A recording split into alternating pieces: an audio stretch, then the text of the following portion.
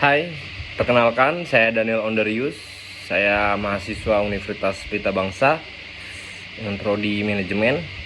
Sini saya akan menjelaskan mengenai perorganisasian di dalam manajemen bisnis syariah.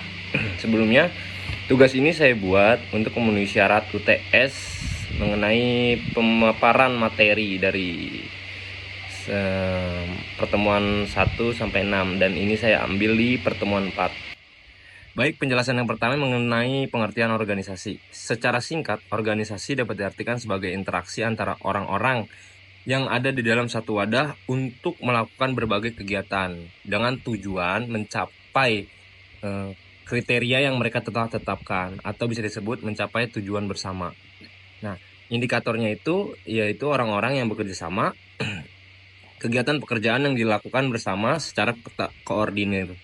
Yang ketiga, tujuannya untuk mencapai sesuatu yang telah mereka tetapkan. Di dalam persepsi Islam yang sesuai dengan firman Quran surat Asy-Syaff ayat 4 yang artinya sungguhnya Allah mencintai orang-orang yang berjuang di jalannya dalam barisan yang teratur, seakan-akan seperti suatu bangunan yang tersusun kokoh. Nah, menurut hadis Nabi Muhammad SAW, sesungguhnya Allah sangat mencintai orang yang jika melakukan sesuatu pekerjaan dilakukan secara itkam. Itkam itu artinya tepat, terarah, jelas, dan tuntas. Dari pemahaman tersebut, maka pengertian organisasi itu dapat dijabarkan sebagai suatu subsistem dalam perorganisasian yang harus dipahami, yaitu berbicara tentang struktur organisasi, bagian organisasi, spesialisasi kerja, dan rantai komando.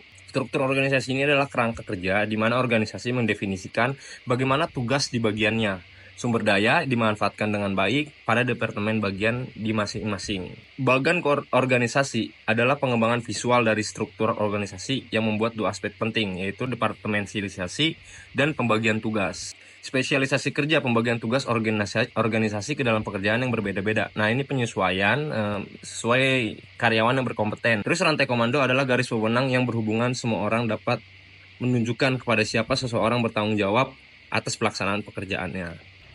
Di dalam sebuah organisasi tentu harus dilihat beberapa aspek indikator di dalam sebuah institusi. Pelaksanaan proses perorganisasian yang baik dapat dilihat dari indikator-indikator. Yang pertama, adanya pembagian kerja. Yang kedua, departemenisasi. Adanya bagian organisasi yang formal, rantai komando, hierarki manajemen, saluran komunikasi, dan penggunaan komite. Struktur organisasi mencerminkan pengalokasian tugas, wewenang, dan tanggung jawab masing-masing orang yang ada di dalam suatu organisasi. Struktur organisasi biasanya disusun sesuai keperluan, atau dengan kata lain tergantung besar kecilnya kapasitas organisasi, sehingga ada istilah struktur organisasi yang ramping dan struktur organisasi yang gemuk. Masing-masing tentu ada kelebihan dan kekurangannya. Struktur organisasi yang ramping hanya menyediakan sedikit-sedikit pos organisasi. Yang gemuk lebih banyak menyediakan pos-pos jabatan tetapi dengan fungsi yang biasa-biasa saja. Nah, faktor-faktor yang mempengaruhi rancangan struktur organisasi yaitu ada strategi organisasi untuk mencapai tujuan, teknologi yang digunakan, SDM, terus pengukuran besar kecilnya organisasi tersebut. Sedangkan unsur-unsur struktur organisasi terdiri dari spesialis kegiatan, standarisasi kegiatan, koordinasi kegiatan, sentralisasi, dan desentralisasi pembuatan keputusan. Nah, dari beberapa penjelasan tersebut, ada sebuah berita yang lumayan menarik perhatian saya. Nah, berita tersebut yaitu dari CNBC Indonesia. OJK tunjukkan komite perkuat industri keuangan syariah. Yang pertama, OJK terus berupaya mendorong pertumbuhan industri keuangan syariah dengan meningkatkan daya saing keuangan syariah melalui berbagai regulasi. Nah, Mirza, yaitu seorang komisaris OJK, mengatakan menindaklanjuti amanat UU P2SK dalam penguatan keuangan syariah. OJK telah menerbitkan beberapa ketentuan lain. 9 POJK di perbankan syariah.